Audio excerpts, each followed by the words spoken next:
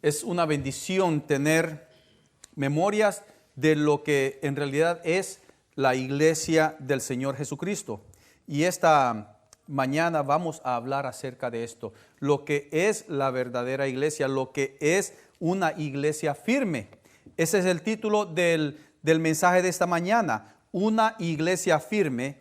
Y pues nos estamos acercando al final de este mes. Y con ello se acerca el cambio de horario de nuestros servicios dominicales.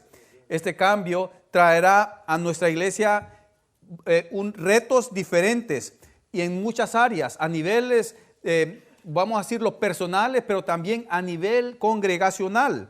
Este cambio traerá esos retos, por lo cual debemos de estar preparados, debemos ver qué es lo que viene para la iglesia del Señor en estos cambios.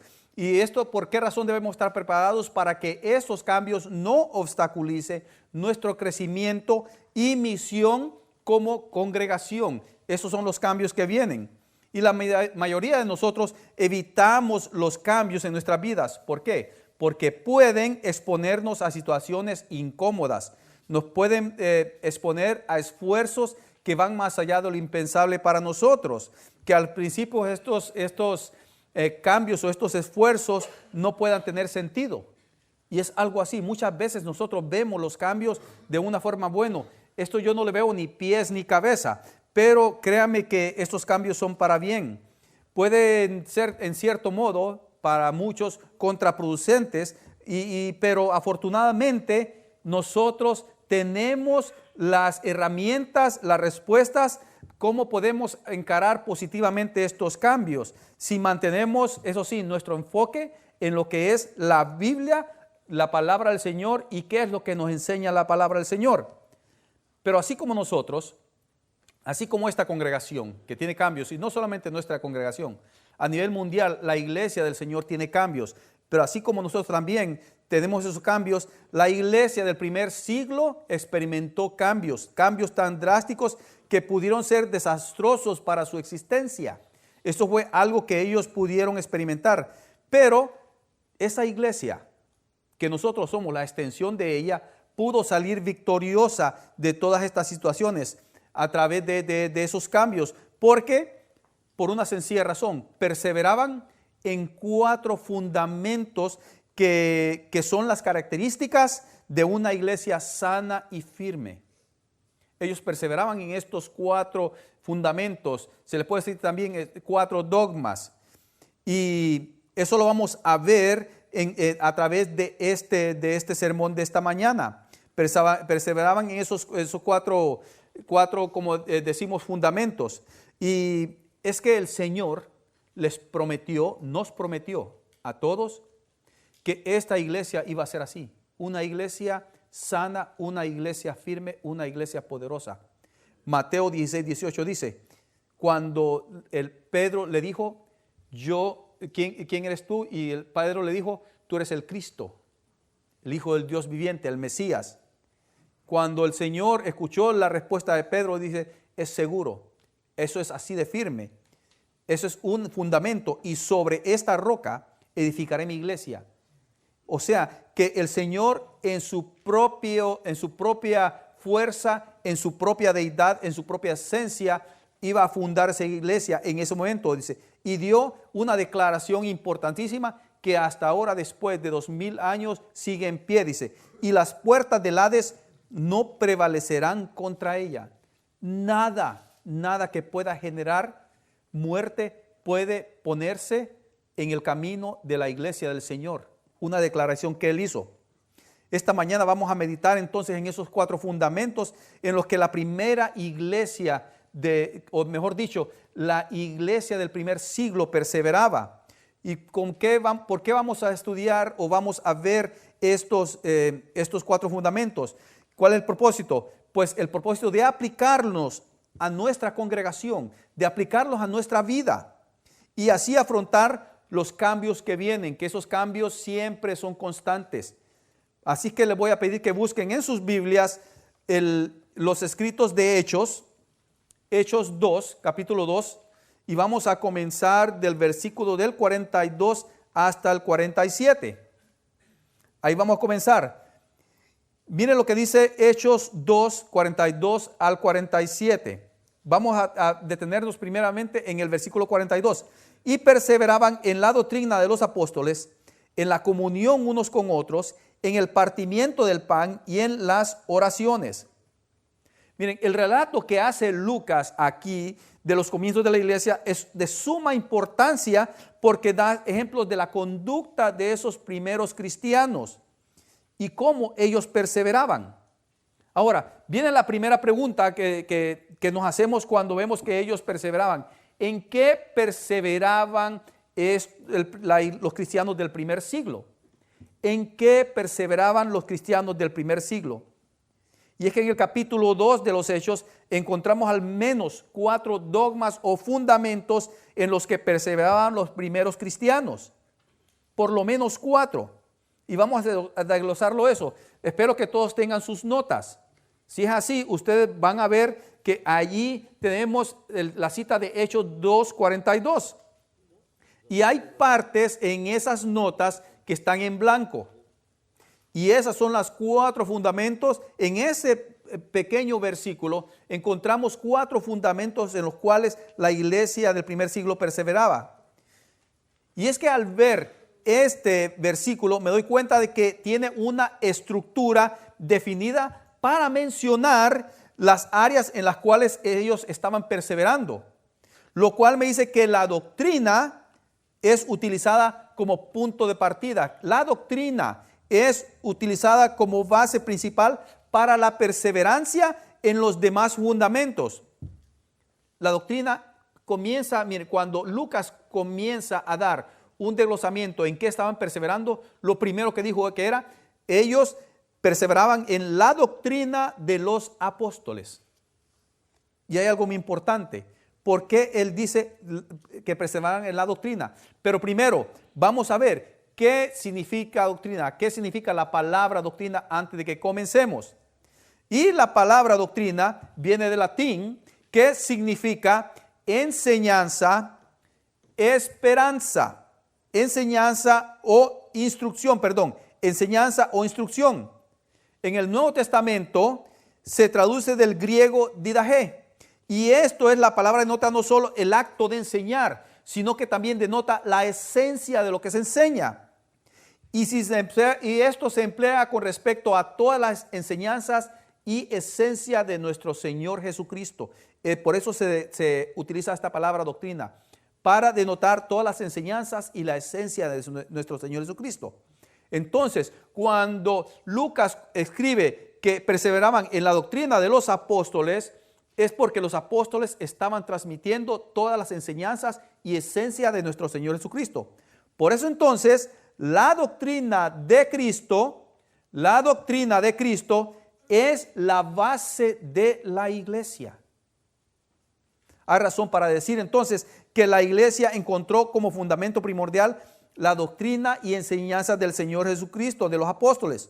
Lucas advierte el elevado nivel de compromiso voluntario que los creyentes en esos días tenían con respecto a esta nueva comunidad y cómo esa comunidad estaba basada en esas enseñanzas, en la esencia del mismo Señor Jesucristo, la cual era transmitida con integridad por medio de esos testigos oculares, esos que presenciaron el trabajo, el desarrollo del ministerio del Señor, y no solamente presenciaron el ministerio de 3 años, presenciaron su muerte, presenciaron su resurrección, pero también presenciaron su ascenso al cielo. No solamente ellos estuvieron 3 años escuchando sus enseñanzas, sino que fueron testigos oculares de toda su gloria. Y esto es lo que estaban transmitiendo a todas estas personas, a toda esta iglesia del primer siglo. Ellos eran los que estaban transmitiendo eso. Y esto, las enseñanzas, la doctrina de nuestro Señor Jesucristo fue ordenada por Él mismo para que fuera transmitida. Miren lo que dice Mateo 28, 19 al 20. Miren lo que dice Mateo 28, 19 y 20. Muchos lo conocen como la Gran Comisión, pero también podemos ver de que este pasaje está haciendo una ordenanza del Señor con respecto a su doctrina. Dice, por tanto, id y hacer discípulos a todas las naciones. Está diciendo, id y hacer discípulos a todas las naciones, bautizándolos en el nombre del Padre y del Hijo y del Espíritu Santo. Y dice más, enseñándoles que guarden todas las cosas que os he mandado. Y he aquí, yo estoy con vosotros todos los días hasta el fin del mundo. Amén. El perseverar en la doctrina del Señor es esencial para la iglesia, para mantenernos sanos, firmes y fuertes espiritualmente. Es la única enseñanza que Dios ha dado a su iglesia. Él no ha dado otra enseñanza más. Pablo expone que no hay otro evangelio, no hay otra enseñanza, no hay otra doctrina por la cual podemos nosotros mantener una relación perfecta con el Señor. Es el único, las enseñanzas de Cristo son las únicas que vienen de parte de Dios. Así lo dice en la carta a los Gálatas 1 del 6 al 9. No estoy seguro si lo tengo en la pantalla, pero se lo voy a leer entonces. Gálatas 1 del 6 al 9. Dice así la palabra del Señor. Estoy maravillado de que tan pronto os hayáis alejado del que os llamó por la gracia de Cristo, para seguir un evangelio diferente. No que haya otro evangelio, no que haya otro, sino que hay algunos que os perturban y quieren pervertir el evangelio de Cristo. Escuche bien este versículo 8. Mas si aún nosotros, o sea, los apóstoles, o un ángel del cielo os anunciare otro evangelio diferente del que os hemos anunciado, sea anatema, sea maldito. Eso es lo que significa anatema, maldito. Como antes hemos dicho, también ahora lo repito, si alguno os predica diferente evangelio del que habéis recibido, sea anatema. El apóstol Pablo es claro, el apóstol Pablo es directo. Como dicen por ahí en el lenguaje familiar, va directo a la yugular, va directo a un corte, a hacer un corte preciso y determinante. Este pasaje tiene un mensaje bien fuerte, pues da advertencia a aquellos que quieren cambiar, agregar o renovar lo que Cristo enseñó. Esta es una advertencia. Y estoy muy seguro que ustedes han escuchado por muchos lados que hay un evangelio completo, hay un nuevo apostolado, que hay una nueva doctrina. Ustedes muchas veces han escuchado que hay personas que se paran en un púlpito y dicen, el Señor nos ha dado una nueva visión, una nueva estructura. Y todo eso, cuando leemos este pasaje, nos dice que hay ahí un grave problema con respecto a lo que dice la palabra de Dios. Pero ahora, los cristianos de ese tiempo, los primeros cristianos, tenían un compromiso con esa doctrina. Estaban bien comprometidos para seguir las enseñanzas de Cristo. Estaban fundamentados en toda su esencia. Por eso, ¿por qué? Porque Él quería preservar, Él quiere y Él sigue preservando su esencia a través de su iglesia. Eso es lo que quiere Él. Él quería, miren, es algo importante que la iglesia de hoy necesita estar fundamentada en esa doctrina también. Y muchas personas salen con diferentes doctrinas. ¿Por qué? Porque están guiándose por el cambio de esta cultura. Y nosotros como cristianos, como iglesia, debemos de mantenernos firmes en esa cultura, porque de esta doctrina, porque esta cultura está tratando de anestesiar esa necesidad. Está tratando de dormir esa necesidad de mantenernos firmes, de perseverar en esa doctrina del Señor, que tratan de hacerlo, más bien tratan de hacerlo un estilo de vida superficial, material y egoísta, basado ¿qué? En eso mismo, en lo material.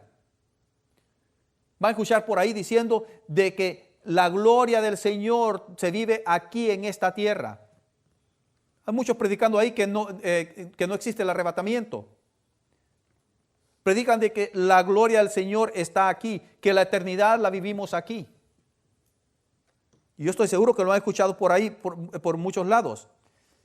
Y eso es lo que basan ellos. Este fundamento entonces de la doctrina nos lleva a otro fundamento. Está agarrado con otro fundamento que es algo muy especial. Y este fundamento es la esencia, ese fundamento de la esencia de la doctrina lleva a este otro fundamento que es la doctrina de Cristo, nos lleva entonces, nos da comunión. La doctrina de Cristo nos lleva a la comunión, nos da comunión. Miren lo que dice el versículo 44 de Hechos 2. Dice, todos los que habían creído estaban juntos y tenían en común todas las cosas. Todos los que habían creído. ¿Y habían creído en quién? Habían creído en Jesucristo, en su doctrina, en su esencia. Y por ende, ya que habían creído en Él, estaban juntos y tenían en común todas las cosas. Aquí el versículo 44 habla de su perseverancia en las actividades corporativas. No solamente está hablando en la doctrina, sino que lo que implicaba creer en esa doctrina. Algo conmovedoramente espontáneo es su deseo de hacer cosas juntos. Se trataba de un grupo de personas que no querían ser simplemente espectadores.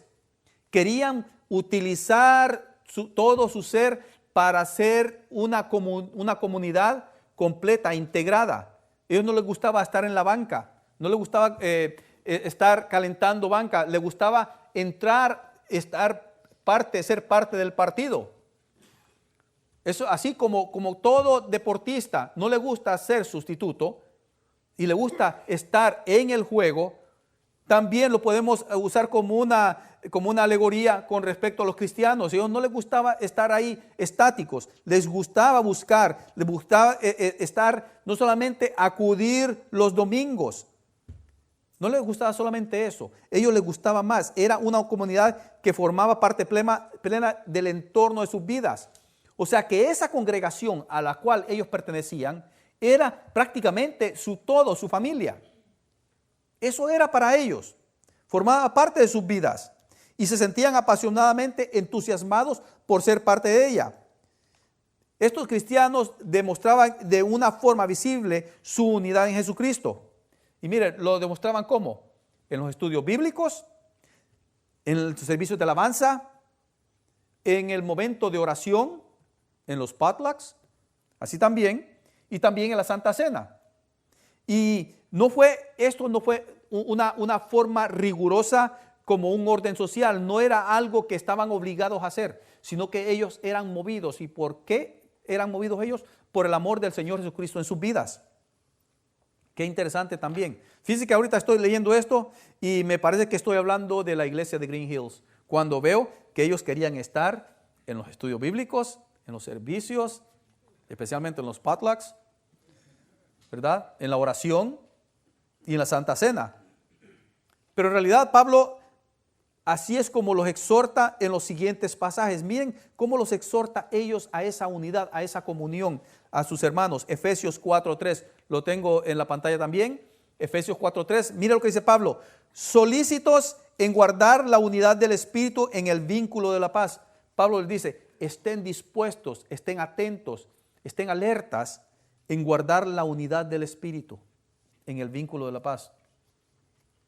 Eso es lo que lo llama. Miren, 10 versículos después, en ese Efesios 4:13 dice, hasta que todos lleguemos a la unidad de la fe y del conocimiento del Hijo de Dios, aunque varón perfecto, a la medida de la estatura de la plenitud de Cristo.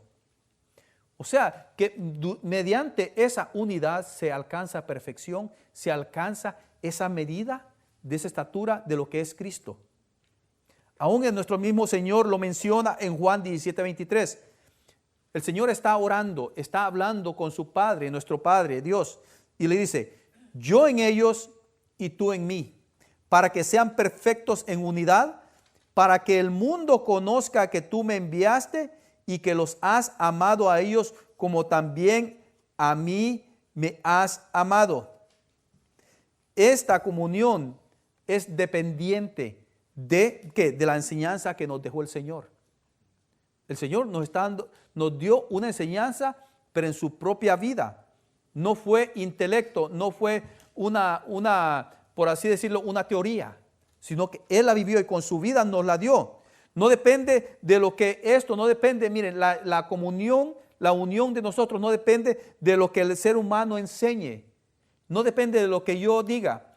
Si yo digo algo que no está en contexto con la palabra del Señor, ustedes están en el derecho de poder levantarse y poderse ir de ese asiento. ¿Por qué? Porque uno está llamado, el que es salvo en Cristo, el que está escondido en Cristo, está llamado a compartir este libro. Y nada más. No compartir lo que a mí se me ocurre o lo que yo creo. No estoy yo llamado para enseñar algo que yo pueda descubrir o algo que yo tenga que los demás no tienen. No es para eso. El propósito de esta unidad es hacernos perfectos para que demos testimonio de su amor y algo importante, de su sacrificio. Es el propósito de que nosotros tengamos comunión, tengamos unidad, para que nosotros podamos crecer en Él y tener ese testimonio y también ese sacrificio que Él también dio. Por esa razón, la comunión en la doctrina de Cristo nos mueve a sacrificarnos por los otros. La comunión en la doctrina de Cristo nos mueve a sacrificarnos por otros. Nos mueve. Mire, la comunión del mundo no se apoya en esto, es más, están muy lejos de lo que puede ser. Ellos se apoyan en una igualdad de circunstancias que motivan al ser humano ¿a qué? A buscar placer en lo material y olvidarse del amor de Dios y olvidarse de sus promesas. Olvidarse de ese amor y de esas promesas que Dios da a través del sacrificio de nuestro Señor Jesucristo. Eso es el tipo de comunión que da este mundo. Mire lo que dice el versículo 45 con respecto a este sacrificio.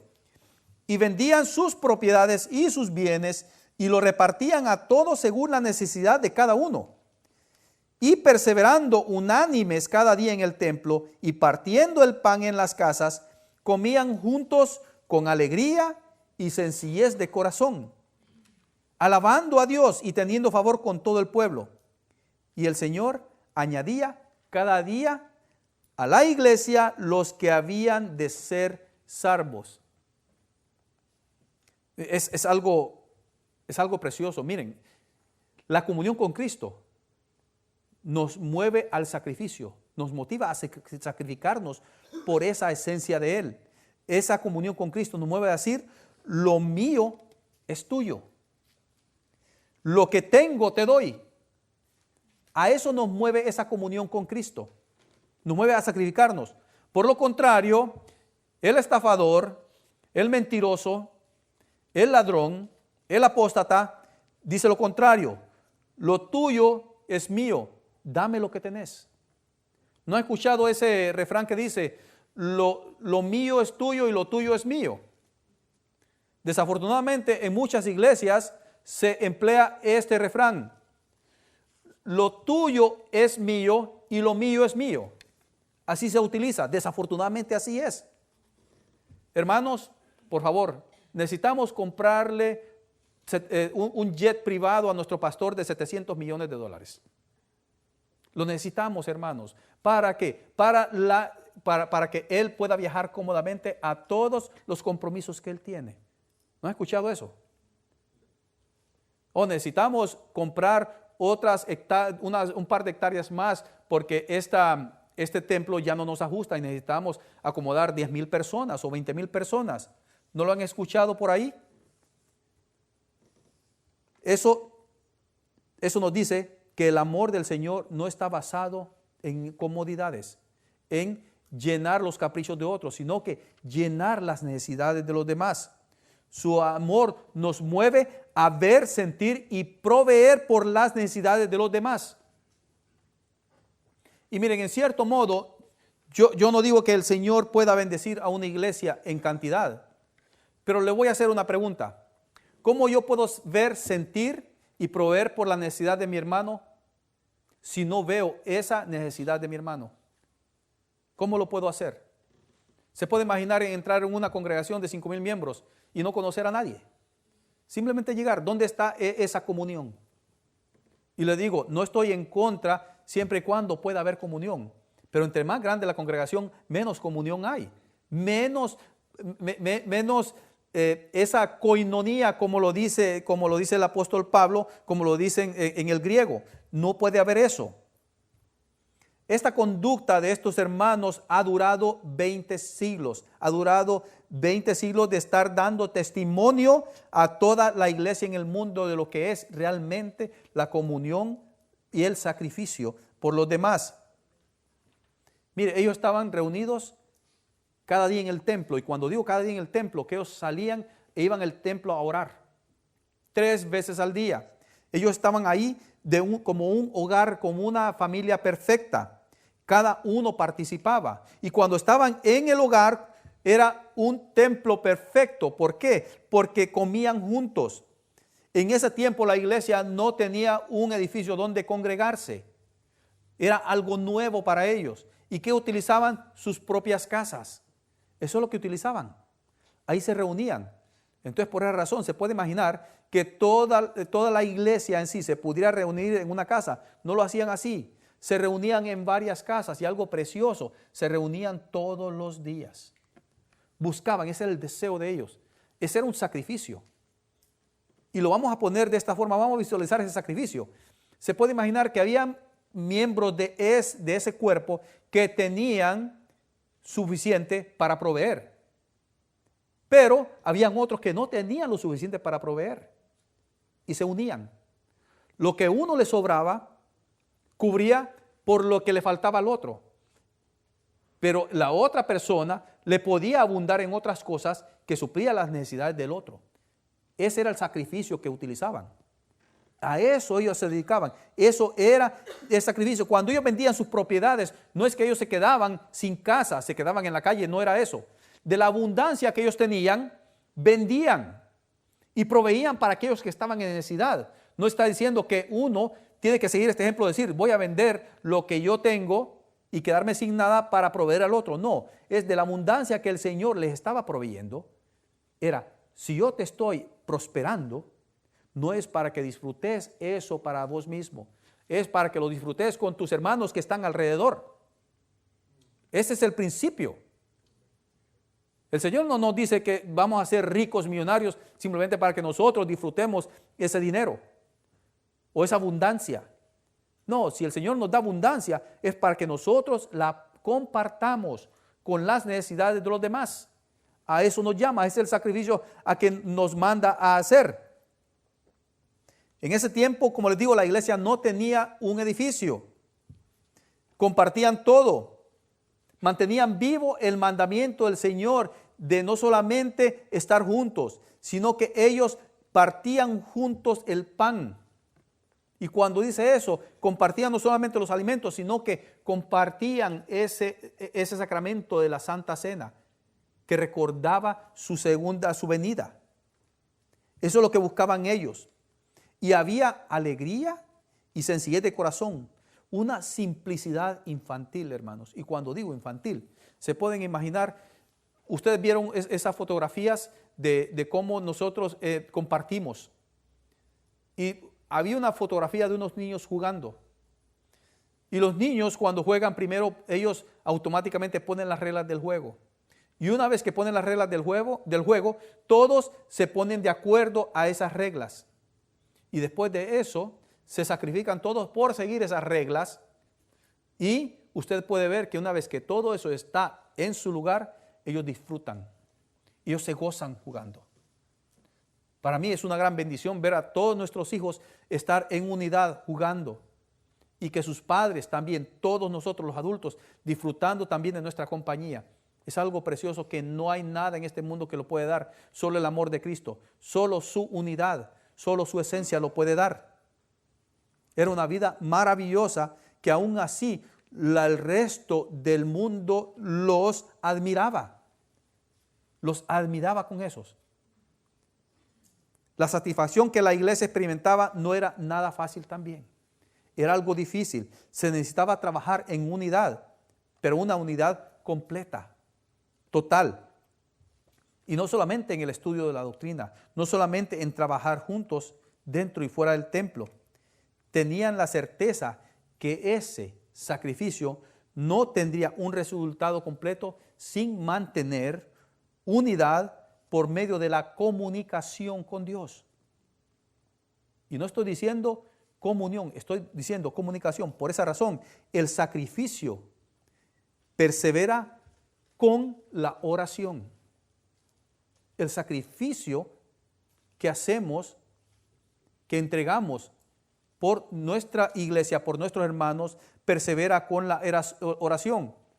La oración es un aspecto muy importante en la unidad de la iglesia, porque es la única conexión que hacemos con Dios mediante el Señor Jesucristo. Miren lo que dice 1 Timoteo 2:5. 1 Timoteo 2:5. ¿Qué dice 1 Timoteo 2:5? Porque hay un solo Dios y un solo mediador entre Dios y los hombres, Jesucristo hombre. No quiero ser ofensivo, pero a la vez, ¿por qué voy a tener que orarle, pedirle a alguien más que no sea el Señor Jesucristo? ¿Cómo puedo hacer eso yo? Es el único, dice aquí que es el único mediador. En los evangelios dice él, todo lo que pidieres al Padre en mi nombre, yo os lo daré. Bueno, no le está pidiendo, pedime una casa y te voy a dar una casa, o pedime un carro nuevo y te lo voy a dar. Puede ser que el Señor lo dé, siempre y cuando es su voluntad. Pero esa es la única forma que podemos tener comunicación, por medio del Señor. Mire, el ser humano es frágil. Nosotros somos frágiles.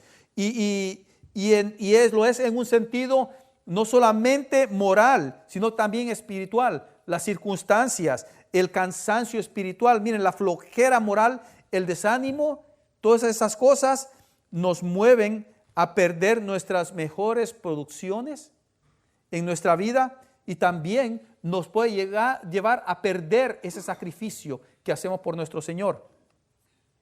Y para que ese sacrificio que sea completo, nosotros tenemos que tener esa comunión con el Señor. El mismo Señor alertaba a sus discípulos a orar continuamente. Él los alertaba, Él los movía, Él los utilizaba muchas formas de animarlos a oración. Mire lo que dice Lucas 18:1. Yo creo que tengo ahí, sí, lo tenemos ahí en la pantalla. Lucas 18:1 dice, también les refirió Jesús una parábola sobre la necesidad de orar siempre y no desmayar. Mire qué creativo es nuestro Señor, perdón. Él utilizaba también esas parábolas para enseñarles por esa necesidad de orar, de mantenerse siempre, dice, orar siempre y no desmayar. Es importante la oración. El Señor Jesucristo fue el máximo ejemplo de oración. También lo podemos ver en lo que es Lucas 11, del 1 al 10. Cuando uno de sus discípulos le preguntó, enséñanos cómo orar, Señor. Y es ahí en ese pasaje donde nos da la oración modelo. Y la mayoría de nosotros la conocemos. Se puede decir que no existe entonces demasiada oración, porque ella significa ¿qué? Significa poder. La oración significa poder, significa fortaleza. Y cuando uno está haciendo un sacrificio, cuando uno se sacrifica, uno necesita estar fortalecido para poder llevar a cabo ese sacrificio. No existe demasiada oración en nosotros. La expresión también, miren lo que dice el versículo 47, que cada día, dice, cada día estaban ¿qué? Dice, y el Señor, dice, alabando al Señor, teniendo favor con todo el pueblo, y el Señor añadía cada día a la iglesia todos los que habían de ser salvos. Es precioso cuando vemos esta expresión cada día. Y esa expresión nos humilla. A nosotros nos debe de humillar, pero también nos debe de dar ese impulso. Que el Señor siempre está constante. Nos alienta a comunicarnos con Él perpetuamente, constantemente, a unirnos en un solo propósito. Un ejército no puede, miren, un ejército puede estar bien unido. Un ejército puede estar bien adiestrado. Puede tener una buena estrategia. Pero si ese ejército no tiene una buena comunicación con el general, de nada sirve. La iglesia puede tener buena doctrina. La iglesia puede tener una perfecta unión, comunión. La iglesia se puede sacrificar, pero si la iglesia no tiene una buena comunicación con el Señor, no está completa. No estamos completos en todo esto. Con esto voy a terminar, hermanos, con respecto a lo que debe de ser la iglesia, como una iglesia firme. El camino de nuestra iglesia nunca va a ser fácil. No ha sido fácil y no lo será. No lo fue con estos primeros cristianos. No lo fue. Porque estaba lleno de obstáculos. Estaba lleno de retos y distracciones. Y ustedes, si se fijan, esto no ha cambiado ahora. Nuestra iglesia tiene retos, tiene obstáculos, tiene distracciones. Pero eso no es excusa para que nosotros nos desanimemos y tiremos la toalla. El Señor Jesucristo dijo que su iglesia sería fundada sobre la roca. Esa roca es el mismo Señor. Y también dijo que las puertas del Hades no prevalecerán contra ella. No dice no prevalecerían, sino que no prevalecerán. Su iglesia no está huérfana ni está desarmada. La iglesia del Señor, nosotros estamos sostenidos por su mano. Estamos llenos de su doctrina, de su comunión. Estamos llenos en su sacrificio y estamos llenos también, tenemos esa intimidad por medio de la oración. Y nos dejó ese ejemplo en la vida de nuestros hermanos del primer siglo. Ahora, a nosotros vienen tiempos de cambio. Esos cambios que son un reto para nosotros. Y esos retos traen muchas preguntas. Pero podemos tener esa tranquilidad, esa certeza que nosotros vamos a poder salir avantes, firmes. Porque estamos nosotros siendo edificados en la doctrina. Estamos siendo edificados en la comunión, el sacrificio y la oración, sin importar los cambios que vengan. ¿Y con qué propósito estamos haciendo esto? ¿Con qué propósito existimos nosotros ahora? ¿Saben cuál es el propósito de nosotros? Dice, de ver cómo el Señor añade a la iglesia todos los que han de ser salvos. Y termino con esta pregunta para todos ustedes. ¿Es usted uno de esos cristianos? ¿Es usted parte de ese cuerpo, de esa iglesia firme? Si no lo es, si no es así, hoy puede ser el día. Hoy puede ser el día. Yo le digo una cosa. Mi deseo personal es presentarme al Señor y utilizar el mismo, voy a decir, versículo que usa Awana. Awana en español quiere decir, obrero aprobado nunca será avergonzado. Yo quiero presentarme ante el Señor con eso. Si yo quiero presentarme al Señor, no quiero presentarme con lágrimas en mis ojos de pena ni vergüenza, sino que de gozo, de alegría, de perfecta paz, de que el Señor ha aprobado lo que yo he hecho. Pero que también eso sea parte extensivo en nuestra iglesia. Si usted hasta este momento tiene preguntas, ¿qué es lo que trae al Señor a su vida? ¿Cómo puedo yo estar firme? ¿Cómo puedo yo agradar a mi Señor? Este es el momento.